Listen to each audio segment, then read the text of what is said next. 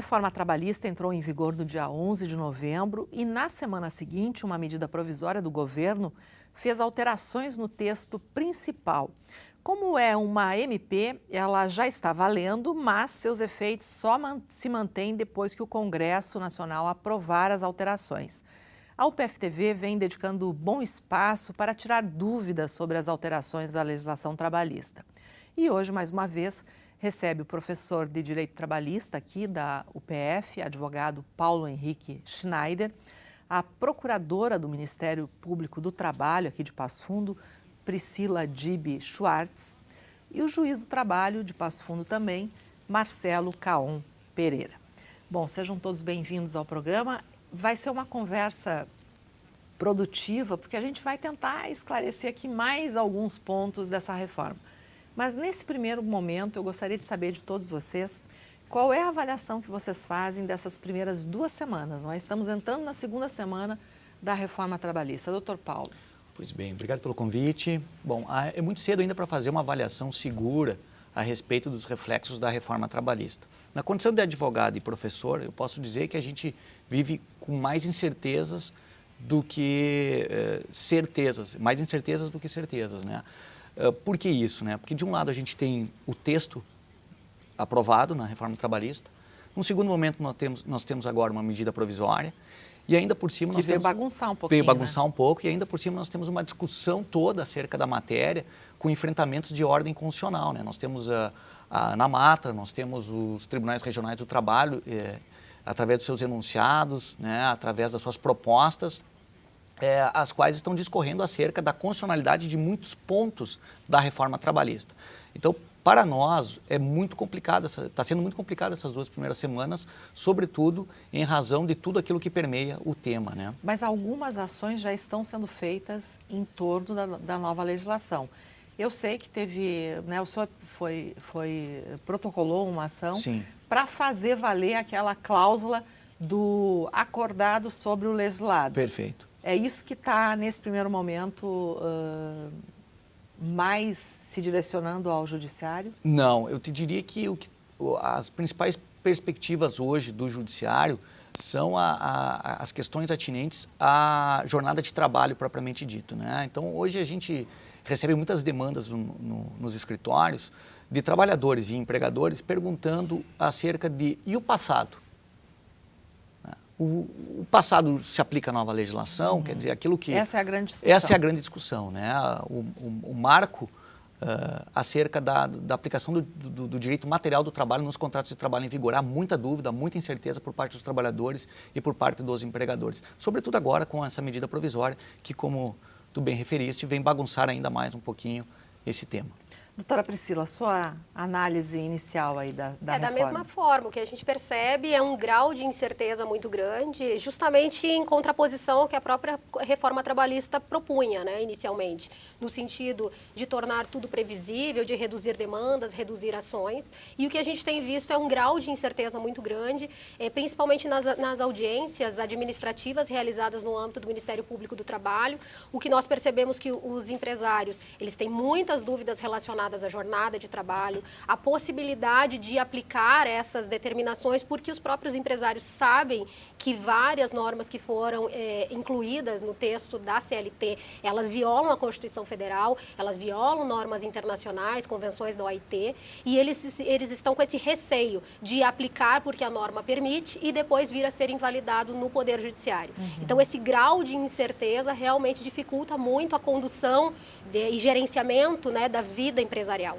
E isso precisa ser, então, a partir de um amadurecimento, discussões que vão sendo realizadas, diversas jornadas já foram realizadas no âmbito da ANAMATRA, foram 37 orientações publicadas na semana passada pelo Tribunal Regional do Trabalho da 4ª Região, enfrentando e determinando pelo menos uma orientação no sentido da interpretação das normas que foram incluídas. E agora precisa amadurecer e aplicar, porque como qualquer norma do país, obviamente que deve ser aplicada, mas à luz do que diz a Constituição Federal, à luz dos direitos sociais que não podem ser suprimidos por norma infraconstitucional, por lei ordinária, e à luz das normas internacionais que regulam as relações de trabalho. Agora, o Ministério Público do Trabalho se posicionou contra a reforma em todos os sentidos, inclusive pediu ao presidente Temer que vetasse toda a reforma, anunciando que poderia ingressar com uma ação de inconstitucionalidade.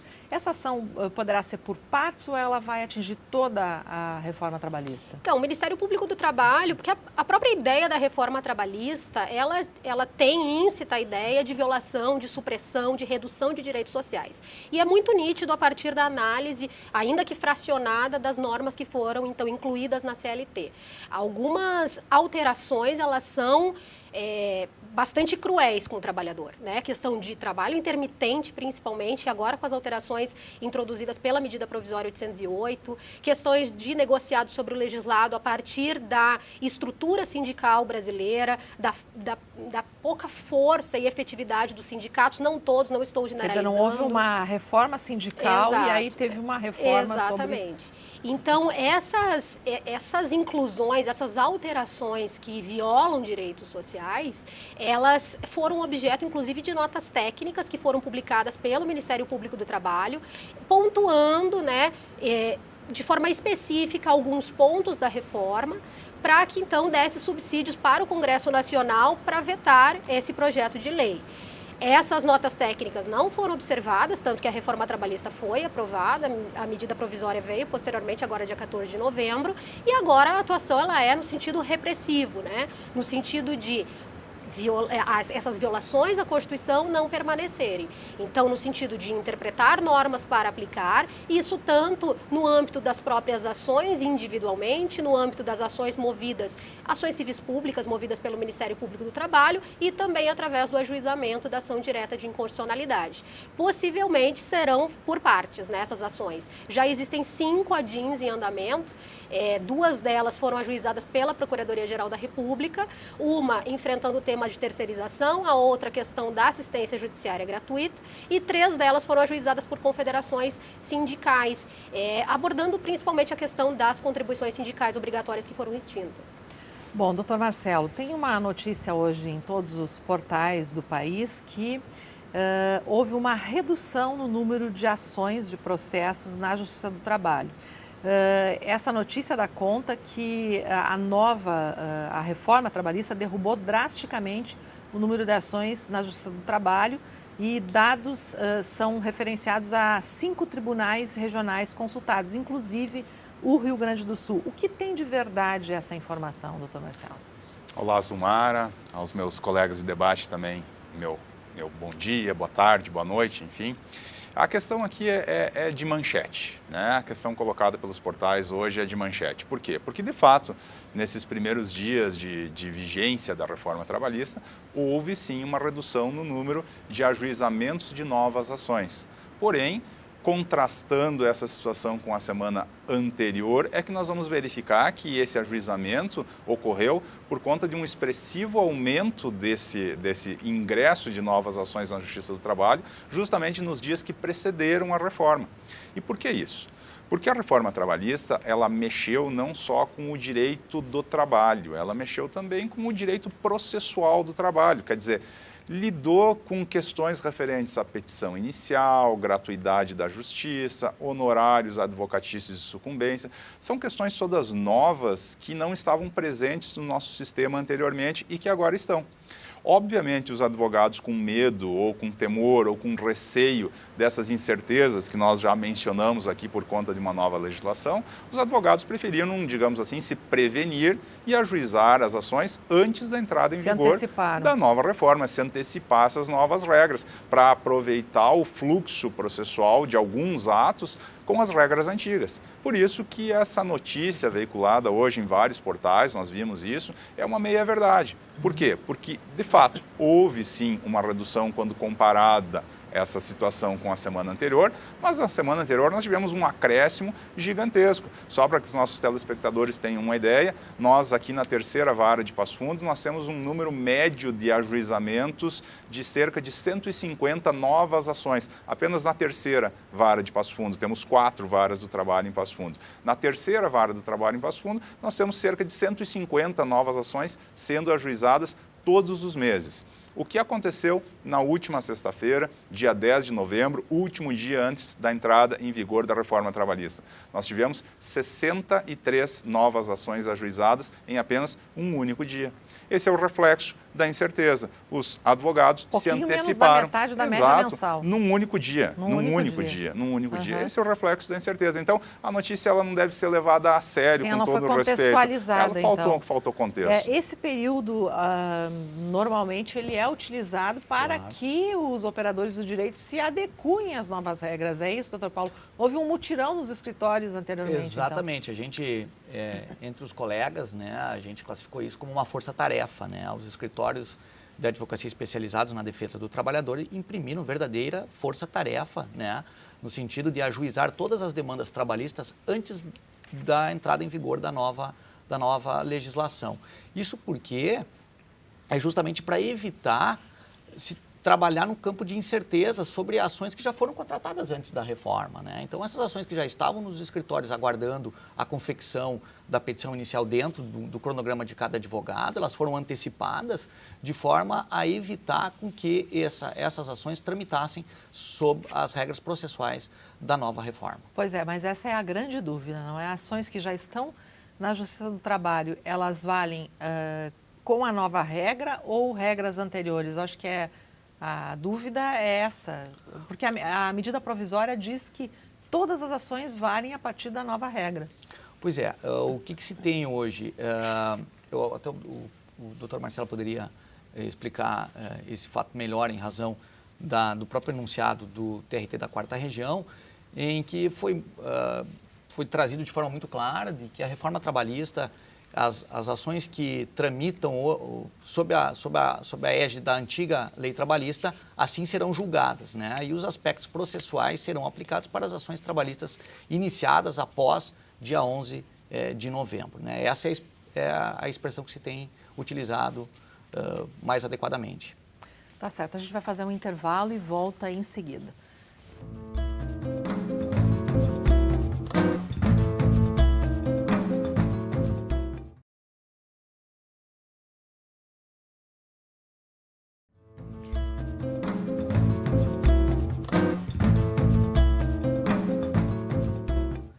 Reforma trabalhista na pauta do Estúdio 4 desta semana. Doutor Marcelo, tem uma questão aqui que é confuso, talvez para mim foi confuso e eu gostaria que o senhor explicasse. A medida provisória, ela diz que a reforma trabalhista ela vai ser aplicada integralmente em todos os contratos de trabalho. Mas essa não é a situação em relação às ações trabalhistas. Então, à luz da aplicação dessa legislação, como é que vai funcionar isso? Vamos lá, vamos tentar entender e, mais uma vez, entender à luz daquilo que eu coloquei na minha primeira intervenção. A reforma trabalhista, ela trata tanto de direito do trabalho quanto de processo do trabalho. Direito do trabalho, para os nossos telespectadores, são aquelas regras, por exemplo, sobre horas extras, adicional noturno, adicional de insalubridade, férias, aquelas regras que são aplicáveis aos contratos de trabalho. E processo do trabalho são aquelas regras que são aplicadas às ações trabalhistas, como, por exemplo, regra da revelia, regra dos honorários de sucumbência, regra das custas, regra da gratuidade da justiça, regra dos recursos, ou seja, são situações diferentes que foram todas elas tratadas dentro de uma mesma reforma. Para que fique bem claro, ou para que a coisa tente se esclarecer no aspecto da reforma, vamos separar primeiro as regras do direito do trabalho e das regras do processo do trabalho. Em relação ao direito do trabalho, em relação aos contratos de trabalho que hoje estão em curso, as regras da reforma trabalhista se aplicam a todos eles, o que significa o seguinte: um contrato que vinha já desde antes da reforma, agora, depois da reforma, continua a valer com as novas regras. Sim. Ou seja, nós temos modificações nesse contrato. Vamos utilizar o exemplo das horas de percurso, o exemplo das horas em itinerário. Um trabalhador que até sexta-feira, 10 de novembro, utilizava um ônibus fornecido pelo seu empregador para ir trabalhar em um local de difícil acesso ou não servido por transporte público regular, ele tinha direito que esse tempo em que ele estava dentro do ônibus fosse remunerado. Eram as horas em itinerário. Pois bem, esse mesmo trabalhador que no dia 10 pegou esse ônibus e foi remunerado por isso, no dia 11, dia da entrada em vigor da reforma trabalhista, pode ter pego esse mesmo ônibus e já não vai mais ser remunerado por essa situação. Ou seja, é um contrato em curso, um contrato que está valendo e que foi afetado imediatamente pelas novas regras. Então, no direito do trabalho, o efeito é isso. Nos contratos de trabalho, o efeito é esse. Agora, no processo do trabalho, nós temos novas regras para as ações trabalhistas. Entretanto, as ações trabalhistas normalmente se referem a contratos já extintos, a contratos que já terminaram. O empregado já pediu demissão, já foi despedido sem justa causa e ingressou com uma ação trabalhista. Bom,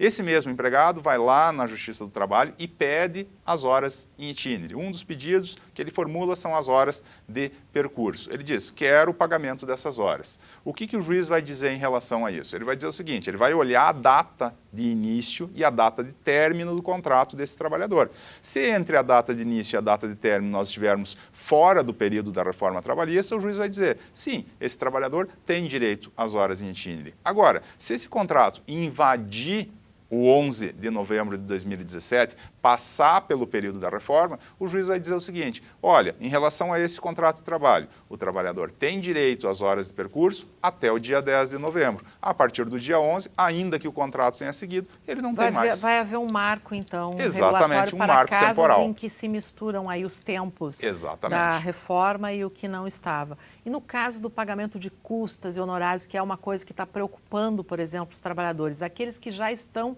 com ações na justiça e tiverem as decisões depois da reforma trabalhista, qual vai ser a decisão do judiciário? Então, essas regras são as regras que afetam as ações trabalhistas, as regras que afetam o processo do trabalho. Eu já tive a oportunidade de conversar em programa anterior com a Thaís e nós explicamos essa situação para o nosso telespectador, mas não custa relembrar.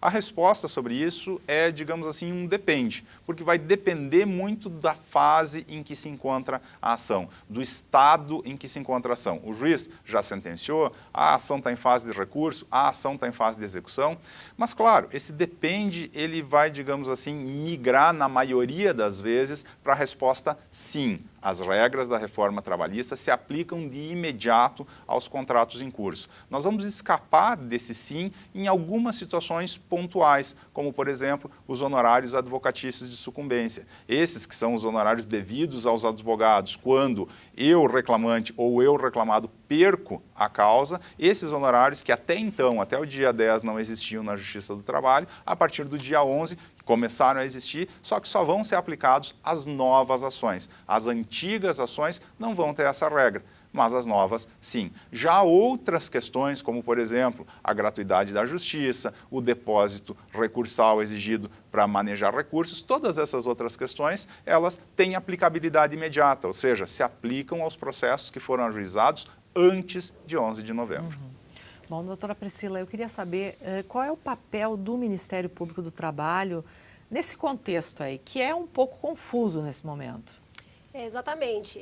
O papel do Ministério Público do Trabalho continua sendo o mesmo no sentido de lutar diariamente pela implementação de direitos sociais. Então, a nossa atuação toda está voltada a essa análise e interpretação dessas normas à luz da Constituição Federal. É evidentemente que nós estamos adaptando toda a nossa atuação às normas, evidentemente aquelas situações que estão autorizadas hoje na legislação e são passíveis de adequação com o texto constitucional, isso está sendo feito já nos inquéritos que tramitam em face do Ministério Público do Trabalho, mas aquelas situações que se contrapõem de forma direta, de forma flagrante à Constituição Federal, estão sendo revistas à luz desses dispositivos, né? Evidentemente que nós não podemos permitir que situações de precarização nítida do trabalho, como o contrato intermitente, por exemplo, permaneçam e se apliquem, como terceirização irrestrita, como o contrato o autônomo, né? Que agora, com a medida provisória, se tentou dar uma nova cara para a questão da exclusividade, mas não alterou basicamente nada na prática. mas toda essa atuação ela é sempre voltada nessa situação, né? Em razão dessa carência de legitimidade dessas alterações, que são profundas para a vida do trabalhador e não foram discutidas pelos atores sociais, conforme determina a Convenção 144 da OIT, não foram submetidas à discussão com as entidades sindicais, conforme determina a Convenção 154 da OIT. Então, existe uma carência de legitimidade muito grande para essas alterações tão profundas na legislação trabalhista. Pois é, e eu lhe pergunto, se há tantas inconstitucionalidades dentro da reforma, a quem ela está servindo? Olha, me parece bastante nítido que os interesses empresariais estão sendo tutelados através da reforma trabalhista. O que grande parte das pessoas não se deram por conta é da possibilidade de geração de uma situação de concorrência desleal muito grande a partir da implementação da reforma. Então, os empresários, de forma cega, defendem a reforma trabalhista, mas não perceberam que, na prática, as pequenas empresas podem ser muito prejudicadas por essas normas. Como exemplo, vamos supor a situação da contribuição sindical obrigatória foi extinta. Sim. Então, a gente tem uma possibilidade de empobrecimento dos sindicatos. E, ao mesmo tempo do empobrecimento dos sindicatos, se dá um poder exacerbado, um poder exagerado para a negociação coletiva. Então, me parece bastante clara a possibilidade... É um contrassenso? Exatamente. A clara possibilidade de que o que vai acontecer na prática? A compra de normas trabalhistas. A confecção, através de pagamento de propina para dirigentes sindicais, se faz uma norma trabalhista, uma convenção coletiva nos moldes do que a empresa pretende. E as empresas com maior poderio econômico conseguirão melhores normas coletivas. E isso gera uma concorrência desleal. Empresas pertencentes ao mesmo setor submetidas a normas diferentes. Então, na verdade, interessa sim a interesses econômicos, mas pode gerar um grande prejuízo para pequenas empresas também a reforma trabalhista. E aqui tem um ponto que é a negociação direta entre trabalhador e empregador na questão da saída do trabalhador. Isso também é um perigo iminente? Sim, a reforma criou uma categoria diferenciada de trabalhador, um trabalhador hipersuficiente, que nós estamos chamando, que é o trabalhador com curso superior, que recebe até mais do que duas vezes o teto da Previdência, mais ou menos uns 11 mil reais. Esse trabalhador pode negociar diretamente com o empregador, como se sindicato fosse, com os mesmos parâmetros estabelecidos na negociação coletiva. Então, esse trabalhador pode, inclusive, instituir cláusula compromissória de arbitragem no contrato.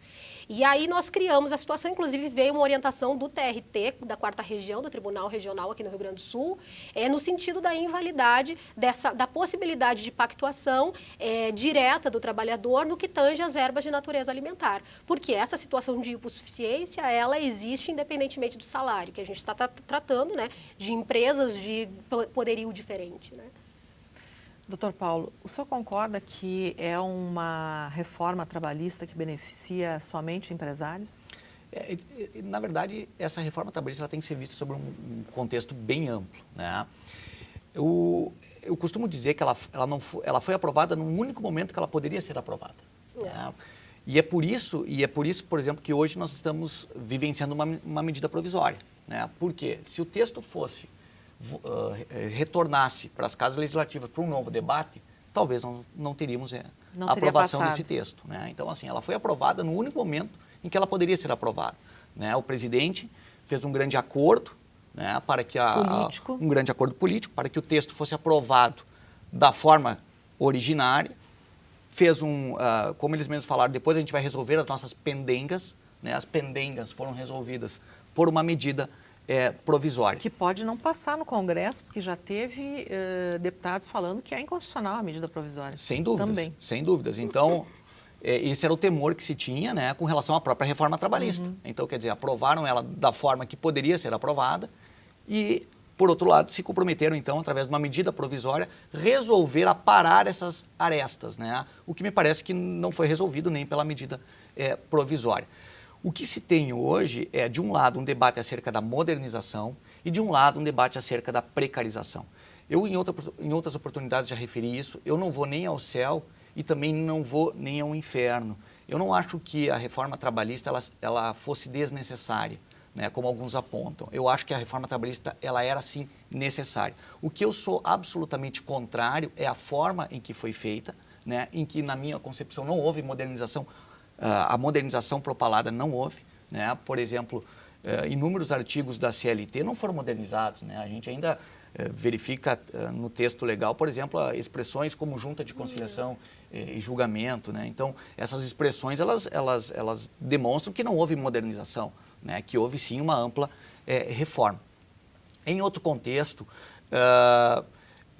não poderemos dizer também que ela não atende a certas necessidades do contexto atual da sociedade, como, por exemplo, o teletrabalho. A gente não pode desconsiderar o teletrabalho, né? A legislação de 43 não trazia nada a respeito do teletrabalho. E o teletrabalho hoje é uma realidade que ela é muito ativa nas grandes cidades e aos poucos vem sendo implementada pelas médias e pequenas cidades. Então, na minha concepção, o que faltou foi um debate acerca da reforma trabalhista. O teletrabalho, o trabalho em casa, né? Exatamente, o trabalho remoto que a gente chama. Pois né? E nessa questão aí, também, doutora Priscila, há quebra de direitos para o trabalhador? Na verdade, claro se excluiu, esse né? O teletrabalho, que é o home office, Sim, né, que todos conhecem, foi excluído de forma taxativa das regras referentes à jornada de trabalho. Sendo que, para a realização do teletrabalho, ele está conectado, e é um requisito que a própria legislação introduz, ele está conectado a algum sistema remoto, algum sistema informatizado para a prestação de trabalho. Então, me parece que não existe, pelo menos não de forma absoluta, uma impossibilidade de jornada. Até porque ele está logado num sistema e está prestando um trabalho. Ele é passível de controle, essa jornada de trabalho, já que logado a um sistema para a realização da prestação desse serviço. Então, essa modernização, o fato de agora temos regras de direito, regras referentes a teletrabalho, na verdade, me parece que não satisfaz. Ela, mais uma vez, precariza. Além disso, regras referentes à estrutura, a estrutura necessária para a prestação desse serviço, manutenção, despesas, reembolso, a legislação não fala nada. Ela diz que isso vai ser objeto de negociação entre as partes. Então, em regra, o que vai acontecer? O trabalhador vai montar toda uma estrutura sem perspectiva de reembolso desse valor que foi investido para viabilizar a prestação de serviço. E isso viola o artigo 2º da CLT, que determina que os riscos da atividade, o ônus da atividade deve ser, sim, enfrentado pelo empregador e não pelo empregado. Existe uma transferência de risco nesse caso. A gente vai a mais um intervalo e retorna em seguida.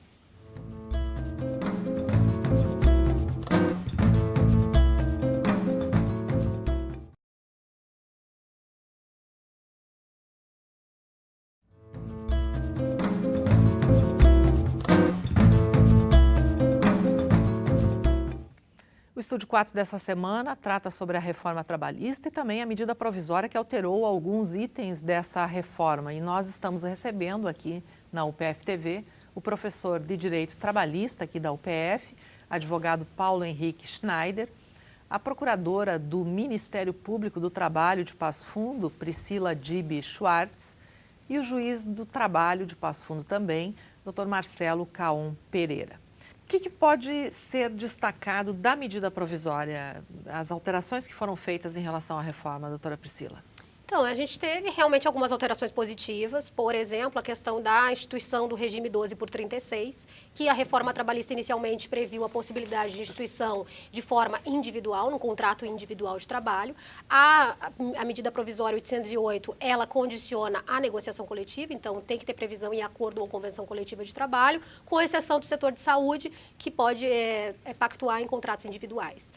Também podemos salientar como pontos positivos da medida provisória a desvinculação da tarifação do dano moral, da indenização por dano moral nos casos de acidente de trabalho com resultado morte, por exemplo.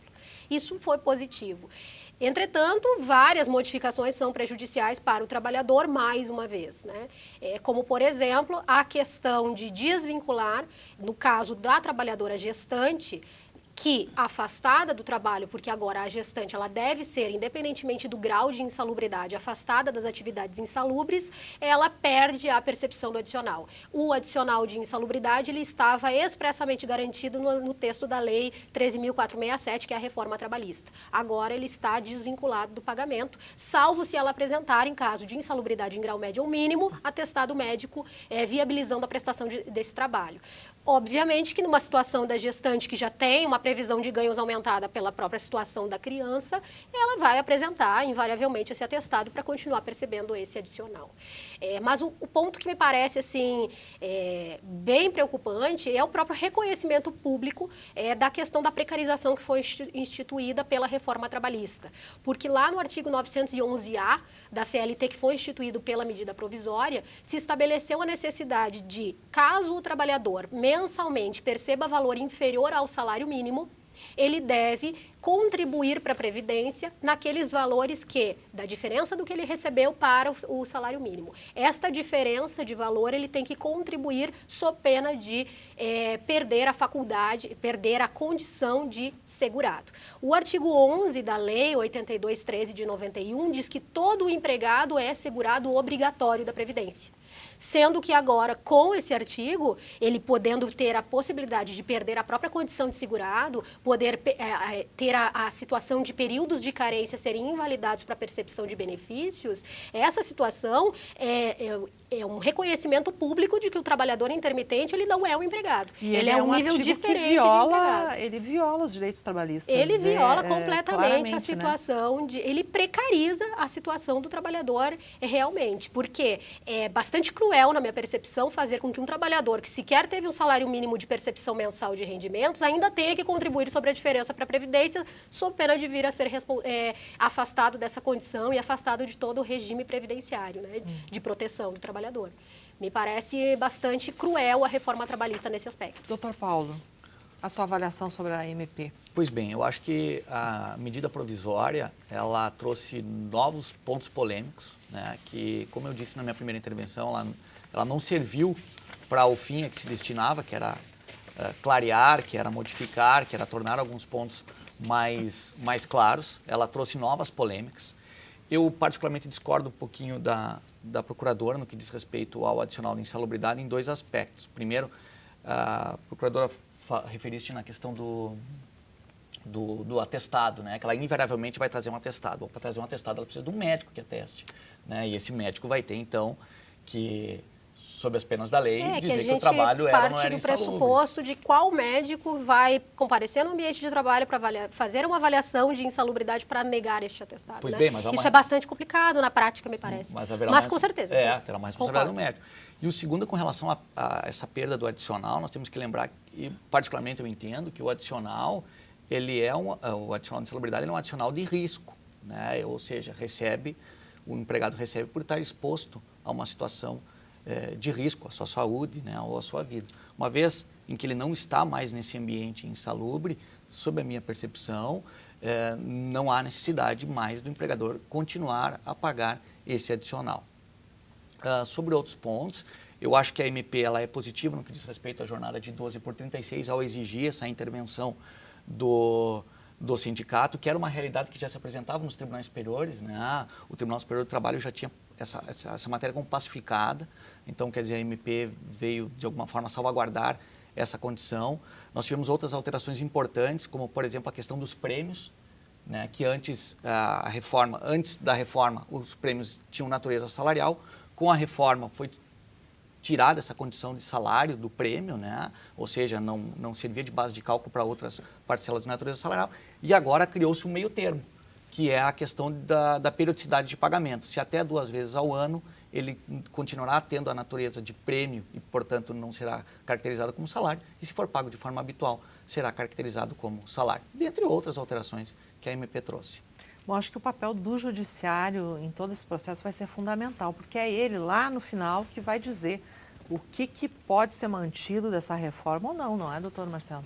É verdade. Essas questões que hoje são polêmicas em abstrato ou polêmicas na nossa discussão, no nosso debate, elas daqui a algum tempo, 3, 4, 5, 6 meses, começarão a chegar no Poder Judiciário. E aí nós vamos ver as interpretações que podem ser dadas para esses dispositivos. Se serão interpretações mais ampliativas ou interpretações mais restritivas. Mas o que importa dizer nesse momento é que, via de regra, pelo menos no meu modo de pensar, a reforma trabalhista, como já colocou o Paulo em bloco anterior, ela era necessária e ela, em muitos pontos, ela é salutar, ela é boa. Ela tem alguns problemas pontuais que precisam ser enfrentados, abordados, mas que não desmerecem o mérito da reforma no sentido de trazer novas questões, modernizar as relações de trabalho. Por exemplo, como foi abordado no bloco anterior, o teletrabalho. O teletrabalho é algo bom. O teletrabalho é algo que já acontece há algum tempo. Nós mesmos, no Tribunal Regional do Trabalho, já adotamos essa modalidade de prestação de serviços por parte de alguns dos nossos servidores e o teletrabalho não tinha regramento nenhum no ordenamento jurídico trabalhista. A reforma veio para trazer esse regramento. Tem alguns problemas em relação a esse regramento? Tem, como por exemplo, quem vai enfrentar os custos da instalação de um home office dentro da casa do empregado? Deve ser o empregado, deve ser o empregador. Nos parece claro que é o empregador que deve arcar com os custos desse tipo de instalações. Mas, de resto, é bom ou é ruim o teletrabalho? É bom. Então, nós precisamos, digamos assim, homenagear a reforma trabalhista nesse aspecto e em outros aspectos também que vieram para melhorar tanto as condições de direito do trabalho quanto as condições de processo do trabalho. E quando eu falo em melhorar as condições, não é melhorar a condição do empregado ou melhorar a condição do empregador. Não, é melhorar a clareza a respeito das regras de contratação, porque o direito do trabalho pré-reforma é um direito onde muitas vezes não se adianta escrever nada. Por quê? Porque tudo se anula, tudo se modifica e o Poder Judiciário é bastante criticado por conta dessa postura. A reforma trabalhista, ela, ao inserir esse âmbito negocial, ao dar o âmbito negocial, ao emprestar para ele uma maior envergadura, ela vem para o bem, ela vem para melhorar as condições categoria a categoria. Claro que nós vamos testar isso na prática, tudo isso aqui é muito teórico ainda, nós vamos precisar ver os comportamentos dos empregados e dos empregadores nos próximos meses, nos próximos anos. Evidentemente, estamos atentos àquelas situações de abuso, aquelas situações em que está se utilizando da nova lei para se criar situações, para se criar questões que violam direitos mais elementares dos trabalhadores. A doutora Priscila também já nos orientou a respeito de algumas inconstitucionalidades que podem existir, que são pontuais, não vão abranger toda a reforma, mas ao final o que eu quero dizer para o nosso telespectador é que, em que pese as incertezas, em que pese essas situações, a reforma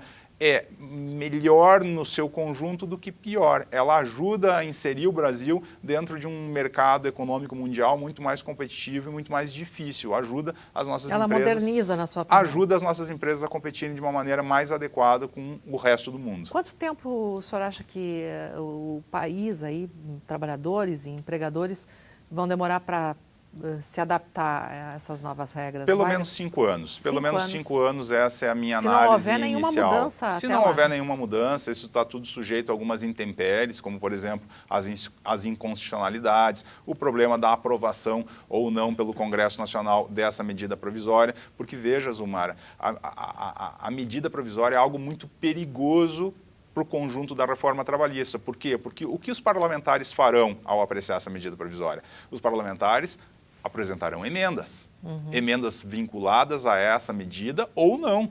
E essas emendas, elas podem ser agora objeto de discussão, ou elas podem ter uma discussão ampla junto ao Congresso Nacional. Aquilo que o Dr. Paulo havia nos colocado. A reforma trabalhista, ela passou porque ela se inseriu numa janela econômico-política muito particular no cenário nacional. Hoje, talvez não fosse mais assim. Como o governo optou por submeter o Congresso Nacional à apreciação de uma medida provisória, talvez esse tiro, digamos assim, saia pela culatra, ou seja, as discussões vão ser muito maiores. Doutora Priscila, qual é o conselho para trabalhadores em especial nesse momento? É manter cautela, procurar a ajuda no Ministério Público do Trabalho ou nos sindicatos, enfim, qual é a recomendação? A recomendação é justamente essa, manter cautela, aguardar as consequências práticas mesmo da reforma trabalhista, porque a gente fica, obviamente, discutindo no plano teórico, mas muitas empresas, como eu havia referido, elas já estão com esse receio de aplicar de forma irrestrita essas normas, porque existe essa possibilidade de discussão em âmbito judicial no futuro e existe um passivo trabalhista sendo criado. Então, me parece, salvo algumas exceções que nós já temos visto, né, com 10 dias de reforma trabalhista em vigor, mas O que nós temos percebido é que na maior parte das empresas existe sim uma cautela na aplicação, né? Com esse receio de anulação posterior. Então, os trabalhadores, nada precisa ser feito neste momento, na minha percepção, precisa sim se aguardar as condições e se avaliar na prática se existe alguma uma situação, algum movimento de precarização no âmbito da empresa. Do contrário, nada precisa ser realizado, nenhum órgão precisa ser procurado neste momento, né? Precisamos aguardar, existe muita incerteza nesse momento. Doutor Paulo, é cautela mesmo Sim, nesse momento também para empresas? Sim, muita cautela. O que nós temos que pontuar hoje é que a reforma trabalhista, ela recém entrou em vigor, né? E eu pontuei nos blocos anteriores que eu não vou nem ao céu e eu também não vou ao inferno. Eu não posso dizer para o empregado que o direito de trabalho acabou dia 11 de novembro. Não é esse o discurso, né? Não é esse o discurso. Eu posso assegurar para o trabalhador que o direito de trabalho existe e ele está forte, né? E, por outro lado, também tem que alertar o empregador de que não pode tudo, né? De que a legislação trabalhista não foi alterada a ponto de criar uma salvaguarda ao empresário, como alguns segmentos também estão apontando. Então, é um momento de cautela. Para os empregados, eu sugiro que se aproxime do seu sindicato. Né? Se aproxime do seu sindicato, é um momento de envolvimento maior, né, com os seus sindicatos.